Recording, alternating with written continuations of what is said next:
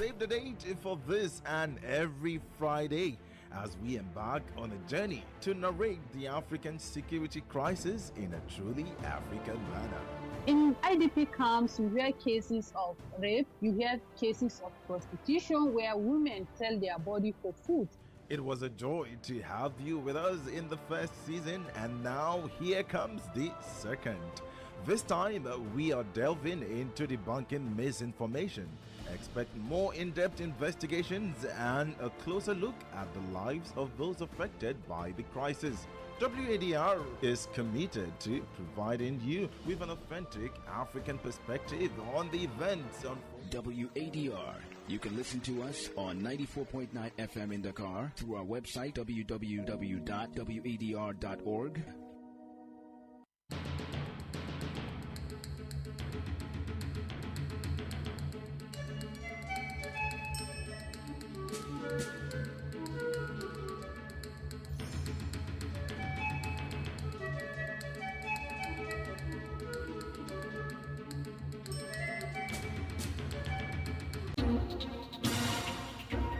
WADR,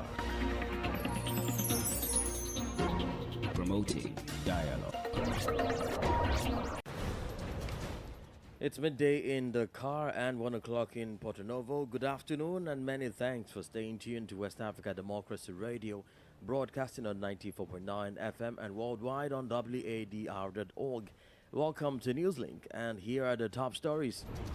Ahead of March 24 presidential election, ECOWAS to deploy 130-member election observation mission to Senegal. CSOs in the Gambia converge in National Assembly to press for upholding the FGM law. We are advocating for maintaining the existing law and the legislative ban on FGMC, as well as to continue enforcement of the law against FGMC. Senior staff and non-academic staff of public universities in Nigeria begin indefinite strike. We appeal to government, we appeal to those with conscience to see reason, with this situation and come to the aid of workers. But anything short of that, we cannot guarantee the continuous work environment to function. An opposition coalition for democratic change in Liberia accuses newly created asset recovery team of witch hunting, vows not to cooperate. Please stay tuned for details of these stories and more. Here is Imo Edit with Newslink. Many thanks for joining us and a warm welcome to our listeners in the Gambia, Ghana and Liberia. Well, let's start this afternoon right here in Senegal. With just 5 days left to the presidential election slated for March 24, the regional bloc, the Economic Community of West African States, ECOWAS, will deploy a 130-member election observation mission to the country. According to a statement issued by the sub-regional body, the mission will be led by former United Nations Under-Secretary General and former Nigerian Minister of Foreign Affairs Ibrahim Agboola Gambari. Tofik Abdunasir completes the story. The deployment aligns with Article 12 and other pertinent provisions of the Additional Protocol on Democracy and Good Governance, as well as relevant regional and international agreements. ECOWAS has urged all electoral stakeholders to prioritize tolerance, peace, and reconciliation through both rhetoric and actions. The regional body has recognized and commended the implementation of the amnesty law, affirming its commitment to assisting the Senegalese people in their pursuit of national reconciliation and democratic strengthening. The Senegalese Constitutional Council confirmed the presidential election scheduled for March 24th following President Macky Sall's announcement. Recently, Ousmane Sonko, leader of the dissolved PASTEF party, along with his associate Bassirou Diomaye Faye, were released from prison last Thursday. Their release came after President Macky Sall enacted a general amnesty law passed by Parliament on March 7th. This law nullified all criminal and misdemeanor charges related to political demonstrations in Senegal between February 1, 2021 and February 25, 2024. Tofik Abdul Nasir reporting there. Over now to the Gambia, where self-society organizations have called on the National Assembly members to uphold the law banning female genital mutilations, FGM. This comes as lawmakers prepare to debate and vote on a private member bill which seeks to repeal the law criminalizing FGM on Monday. Sankli Janko reports. In a significant move, the various civil society organizations, CSOs in the Gambia, have urged Parliament to uphold the law criminalizing female genital mutilation, FGM, ahead of an impending debate scheduled for today, Monday. FGM, a deeply entrenched cultural practice in the Gambia, according to activists, poses severe health risk and violates human rights, especially those of women and girls. Our Juve Peters is the chairperson of the Female Lawyers Association of the Gambia, FLAG. We are advocating for maintaining the existing law and the legislative ban on FGMC, as well as to continue enforcement of the law against FGMC. We strongly urge National Assembly members not to lift the prohibition on this harmful practice. By upholding the ban on FGMC, legislators demonstrate a firm commitment to protecting the rights and welfare of women and girls throughout the Gambia. The CSOs stress the crucial need for legislative enforcement to eradicate this harmful practice and safeguard the well-being of Gambian women and girls. Emphasizing the gravity of the issue, the chairman of the National Human Rights Commission of the Gambia, Emmanuel Dijuve, expressed shock at the introduction of a private member bill aimed at repealing this law.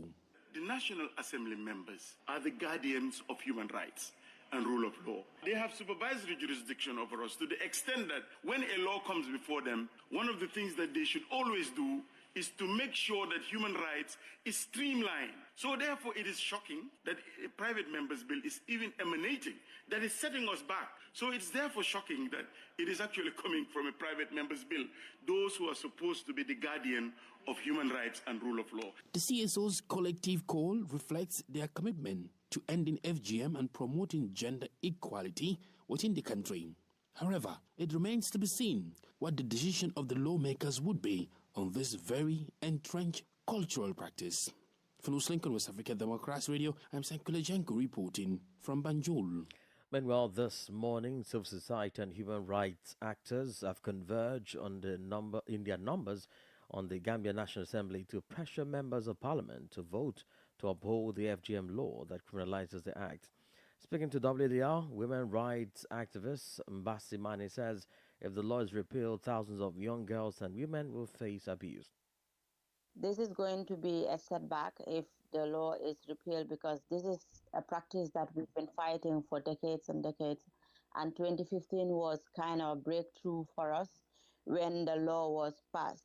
So if the National Assembly members succeeded in repealing this law, it's like we are going to be back to zero, square one. It's like our advocacy will be a kind of meaningless at the end of the day. It's like we put a lot of effort to ensure that women and girls are protected from this harmful practice.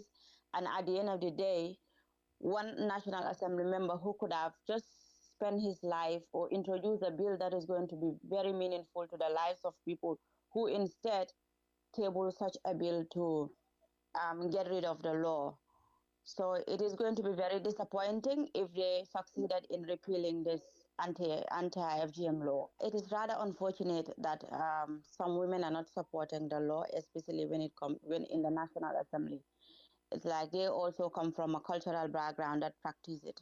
And aside that, some of them, they predominantly come from a community that practice FGM, and they wouldn't want to lose their vote at the end of the day. So even at personal level, if they don't like the practice, they will want to vote it out because they will not want to lose the support from their communities. Masimane is a human rights activist. Well, peace building, security and stability, governance, the rule of law and economic integration, which form a part of the ECOWAS Vision 2050, are being deliberated among several civil society actors, international partners and activists. Taking place in Abuja, Nigeria's capital, the three-day regional workshop themed West Africa under Vision 2050 and the role of civil society aims to recalibrate efforts among stakeholders towards a prosperous region. CS executives, rights activists and defenders, anti-corruption campaigners, representatives of regional organizations and the media from across the sub-region are attending this vital conference. Well, we will discuss more on this in our guest interview segment. This is the countdown to the Senegal Decides 2024. All right, let's talk about the Senegal elections now. In continuation of profiling of the presidential candidates for the March 24 polls, we turn our attention to Ali Ngouille Ndiaye, one of the dissidents of the ruling Benno Yaka coalition.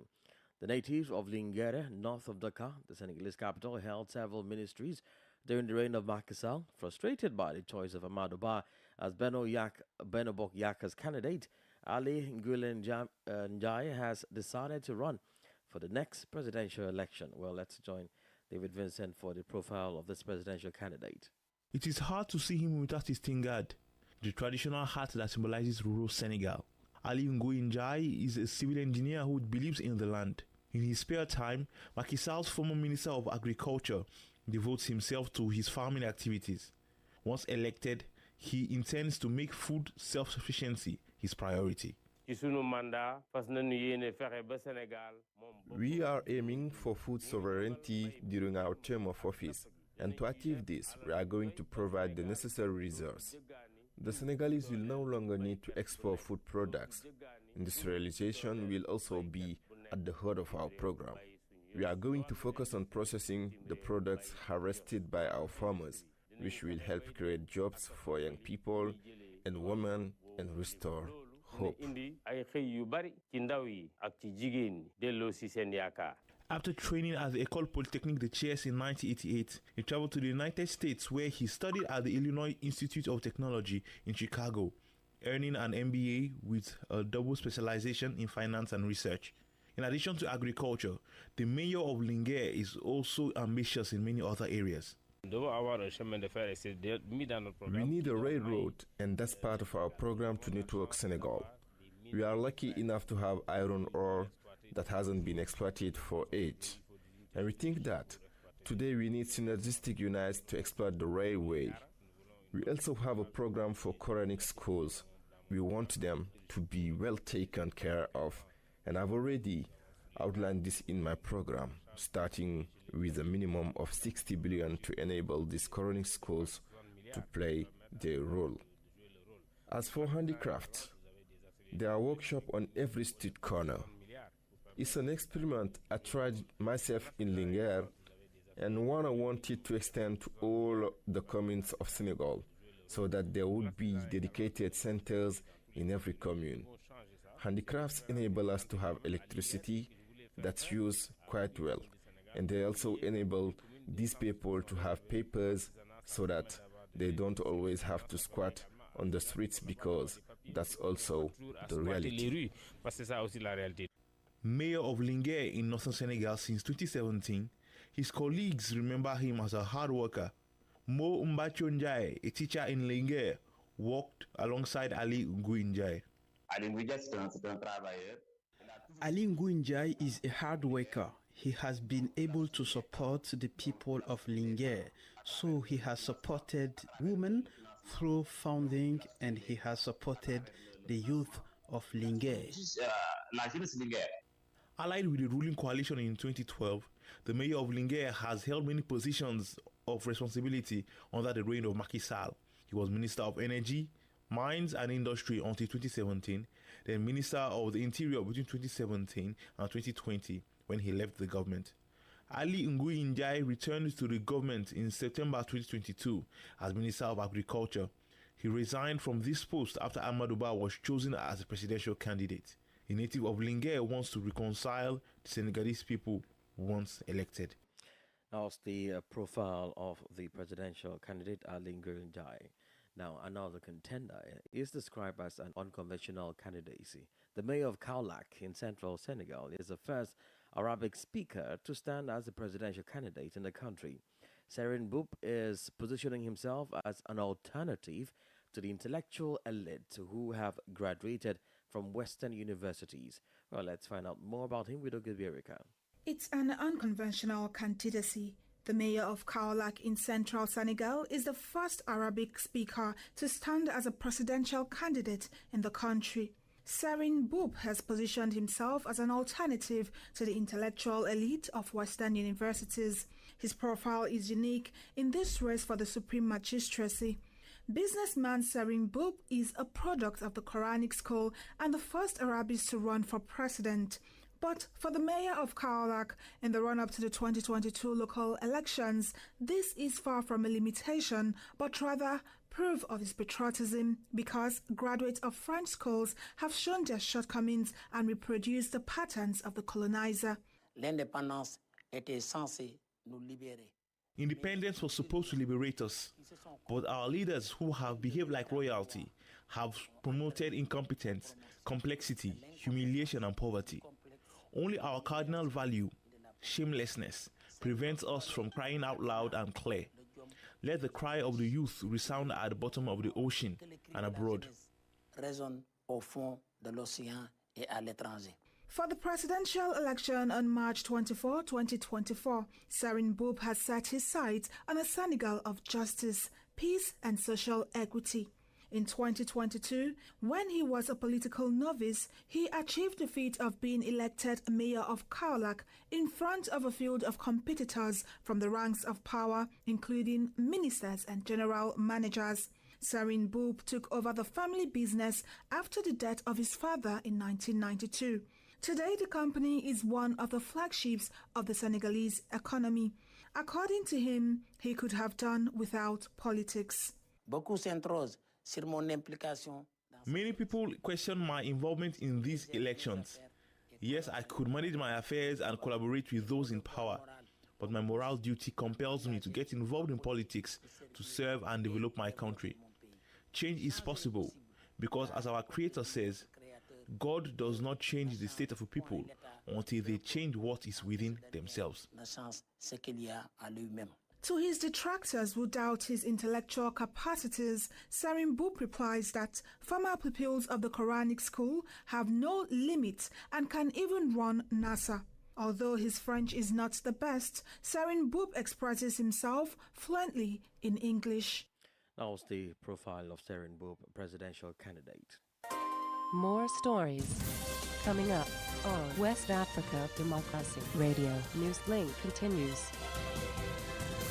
Well, let's cross over now to Nigeria, where the Senior Staff Association of Nigerian Universities, SANU, and the Non-Academic Staff Union, NASU, began a nationwide strike on Monday over what they describe as unfair treatment and disparity in the payment of withheld salaries by the federal government. SANU President Mohammed Ibrahim lamented that no government representative has reached out to the non-academic unions, and though some have reached out unofficially, the assurances cannot be taken to the bank. Ibrahim said he sent some saboteurs in his government and wondered why President Tinubu would instruct that members of the varsity unions be paid 2022 arrears, and some government officials wouldn't fully comply. The SANU president said the Labour Minister Nkiruka Onyenji has not reached out to the aggrieved unions despite that a 7-day notice was issued last Monday, a development he said was a departure from the responsiveness of the ex-Labour Minister Chris Ngige. Here we are working in the same environment.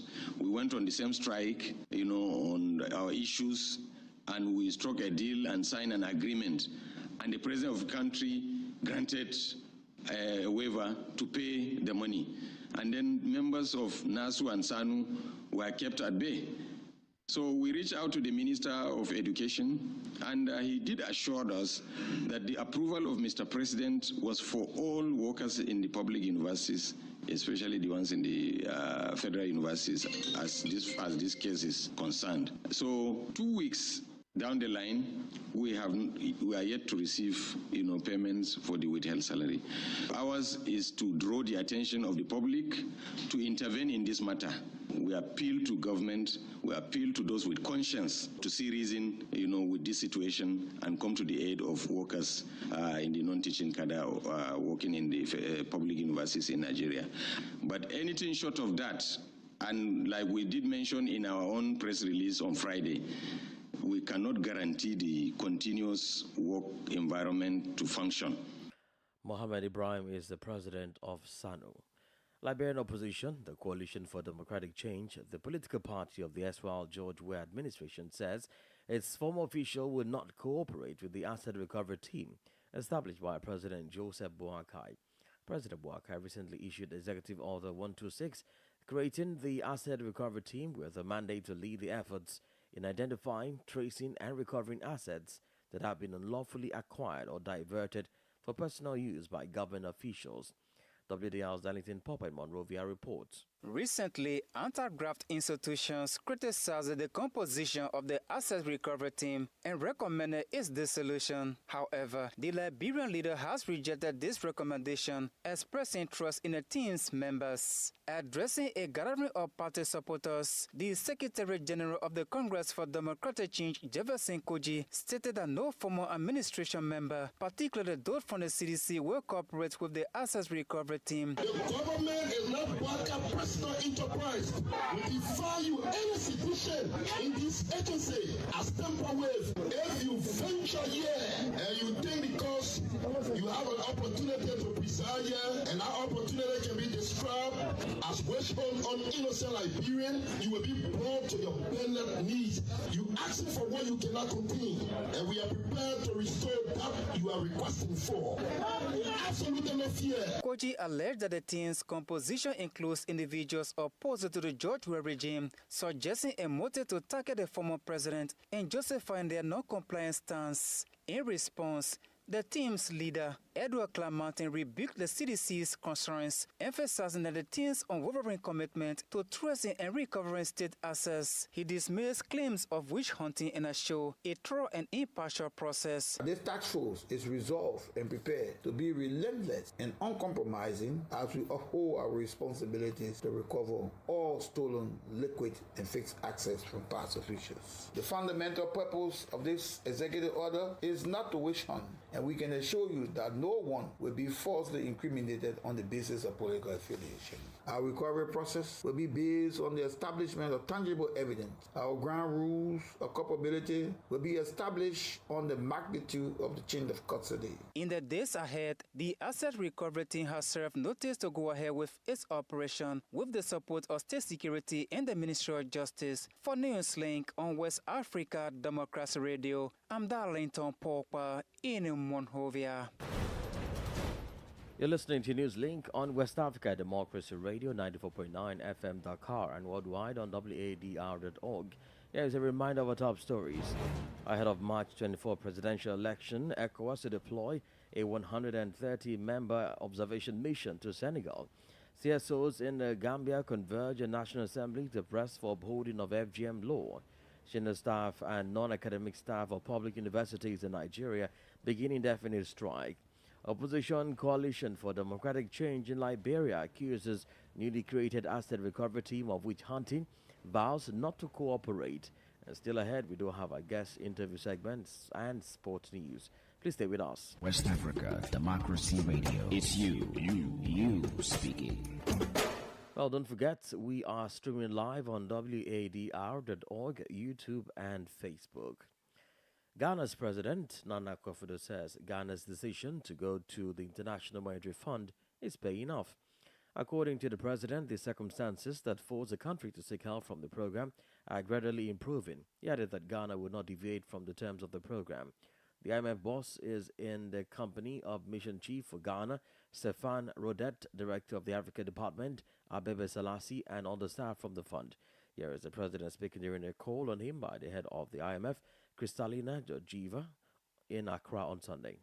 It's obvious that the decision we made in July 2022 to come and seek your support for the difficult economic circumstances which we involve, as far as I'm concerned, is a decision that has already paid off. It's paid off in terms of the clear turnaround that we're seeing in our economy, the very dire circumstances in which we were at the time we took that very difficult decision, and where we are today is a very clear testimony of the fact that our decision to seek your support is a decision that was correct, and we've had very positive benefits from it.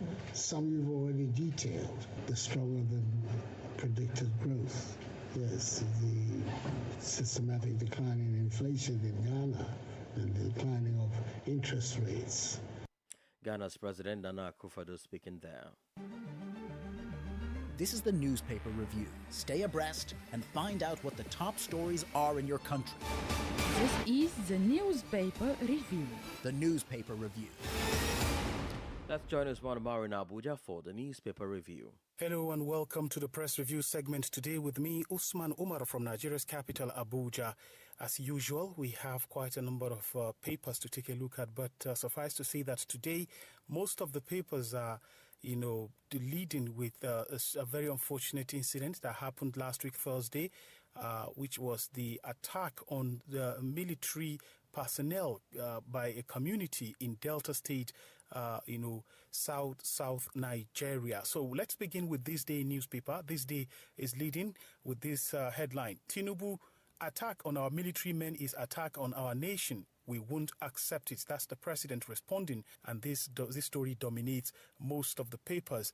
A lot of other stakeholders, including the Nigerian Senate, the retired generals, and quite a lot of other organizations and individuals have condemned this very act by this youth. Of course, arrests have said to have been made. NJC, that is Nigeria Judicial Council, alerts on plan to defraud retired judicial officers. Nigeria Judicial Council alerts on plan to defraud retired judicial officers. Now, despite harsh operation costs, cement makers post huge profits. Other stories: how federal government funds petrol subsidy through crude sales proceeds. Of course, federal government has said that it has suspended payment of subsidy on fuel, but this report is indicating that may not be totally true, because indications are there that the government is still paying subsidy through the sale of crude oil. And this is the much we have for you today on this edition of Press Review. With me, Usman Umar, I hand you now back to the studios. Politics, analysis on major news, social matters, and all. This is A Guest. Well, in this segment, we take you back to the story on peace building, security and stability, governance and the rule of law, and economic integration, which is forming a part of the ECOWAS Vision 2020 and being discussed among several civil society actors, international partners, and activists. Well, CSO executives, rights activists and defenders, anti-corruption campaigners, representatives of regional organizations, and the media from across all ECOWAS member states are attending this vital conference taking place in Abuja, Nigeria's capital. Saleh Kamara, the Director of Communication at the Network Movement for Justice and Development, Sierra Leone, spoke with WADR about the West Africa under Vision 2050 and the role of civil societies. There are always problems. These are the challenges we face.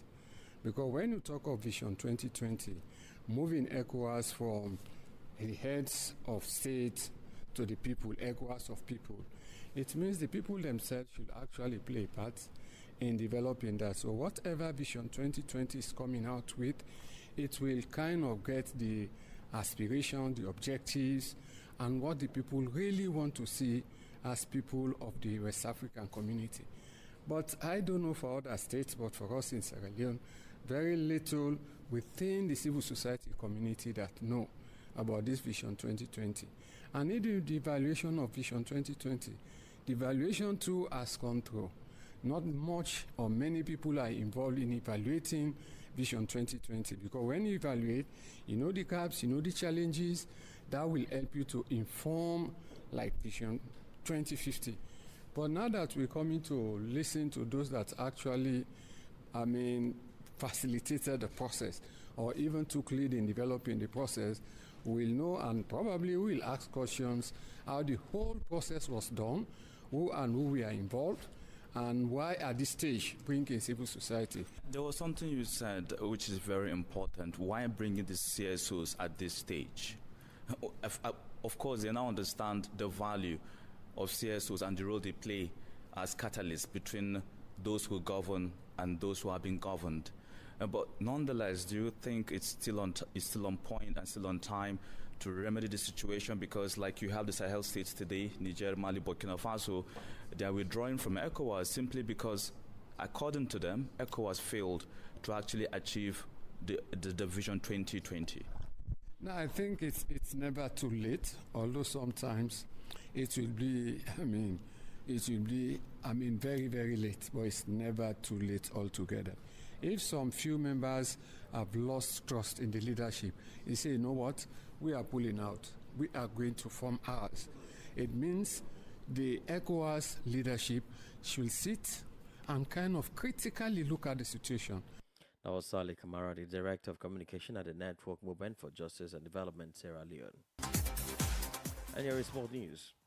Hello there, warm welcome and thank you for joining us. Ivory Coast International Ahmed Diallo's stunning winner in the final seconds of extra time ended Liverpool's hopes of quadruple in a classic FA Cup quarter-final at Old Trafford on Sunday. The young Ivorian scored in the 119th minute of extra time to send United to semi-finals following a 4-3 win in the most dramatic fashion. Ahmad netted after an Alejandro Garnacho's breakaway as Eric Ten Hag's side twice came from behind to defeat their bitter rivals and book a semi-final at Wembley against Coventry, as reported by The Sun. Speaking in a post-match interview, the young Ivorian Ahmad expresses his delight. Today, I think we deserve this win. Yeah, we play very good today, and one of the best games of the season. So twice, United had looked dead and buried, but a late equalizer from Anthony forced half-time.